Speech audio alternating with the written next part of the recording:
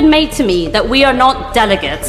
দুর্নীতির অভিযোগে প্রশ্নবিদ্ধ শেখ রেহানার কন্যা এবং যুক্তরাজ্যের মন্ত্রী টিউলিপ দল ও দলের বাইরে থেকে পদত্যাগের চাপে রয়েছেন। এই পরিস্থিতিতে তিনি পদত্যাগ না করলেও তাকে বরখাস্ত করা হতে পারে বলে আভাস পাওয়া যাচ্ছে। ব্রিটিশ গণমাধ্যম ফিনান্সিয়াল টাইমস বলছে, হয়তো ট্রেজারি মন্ত্রী হিসেবে টিউলিপ সিদ্দিকের দিন শেষ হতে চলেছে।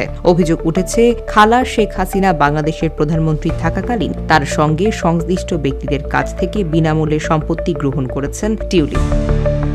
বেশ কয়েকটি আন্তর্জাতিক সংবাদ মাধ্যমের মাধ্যমে টিউলিপ সিদ্দিকের বিরুদ্ধে লাগাতার দুর্নীতির তথ্য প্রকাশ করে আসছে। এছাড়াও বাংলাদেশে অবকাঠামোগত ব্যয় থেকে শেখ হাসিনার পরিবারের ৩৯ বিলিয়ন পাউন্ড আত্মসাতের অভিযোগের তদন্তে টিউলিপের নাম এসেছে। দুর্নীতির সঙ্গে সংশ্লিষ্টতার এসব অভিযোগ প্রকাশ্যে আসার পর চাপের মুখে পড়েছেন টিউলিপ। অনেকেই মনে করছেন, যুক্তরাজ্যে টিউলিপের রাজনৈতিক ক্যারিয়ার হয়তো এখানেই শেষ।